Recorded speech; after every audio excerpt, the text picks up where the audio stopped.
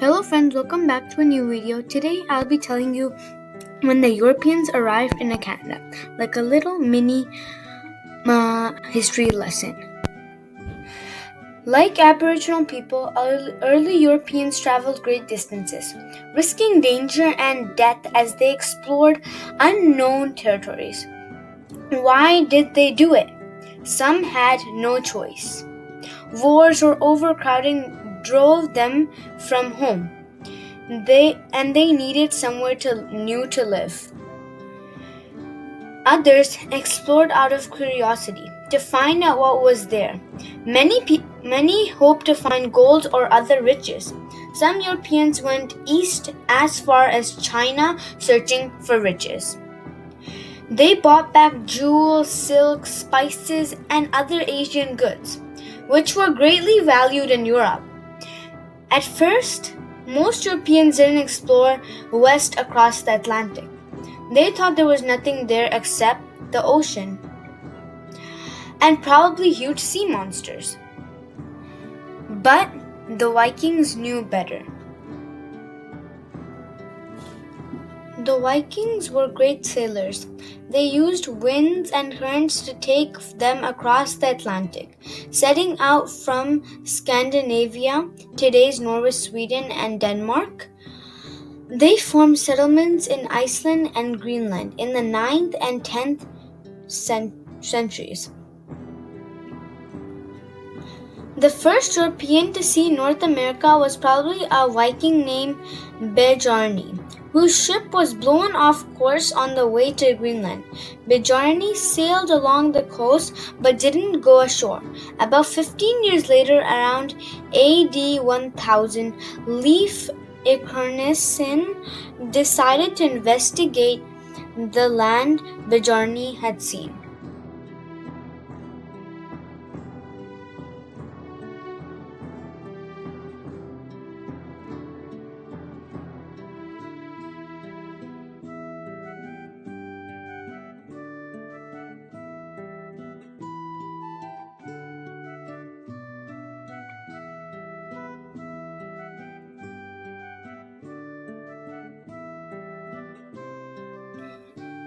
He landed in a country he named Hululand. Eventually, after days and days of exploring that place, they came to Canada.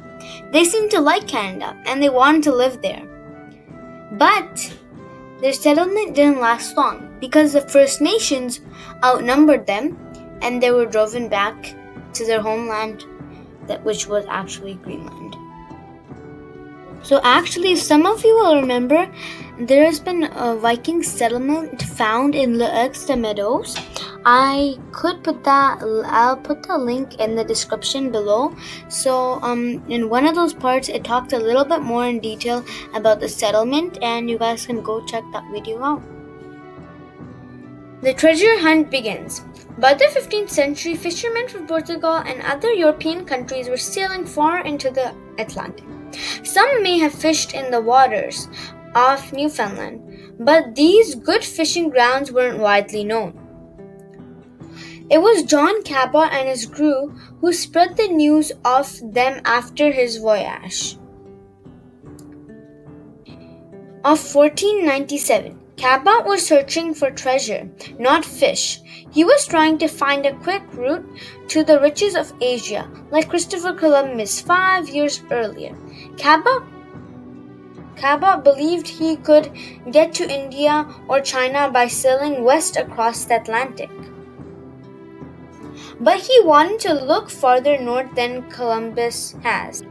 With the backing of some English businessmen, Cabot sailed from England in early May 1497.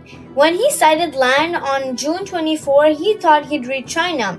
In fact, it was in North America, probably on the coast of Newfoundland. To mark his arrival, Cabot planted a flag and claimed the region for England. When Cabot returned to England and described the land he'd found, he told us of the seas teeming with fish. The sea was so full of cod, he said that you could catch them just by lowering a basket into the water. This was exciting news. Fish were an important food item in the 15th century Europe. Soon, fishing ships from many nations were heading for the Grand Banks of Newfoundland. They continued to come year after year for centuries. More treasure hunters. During the early 1500s, explorers as well as fishermen came to the east coast of North America. By then, Europeans had explored farther and knew that this land wasn't China or India, but they did expect to find the great wealth. Farther south, the Spanish were filling their ships with silver, gold, and sparkling jewels, which they'd taken from people of Central and South America. It seemed logical to expect similar treasure in the north.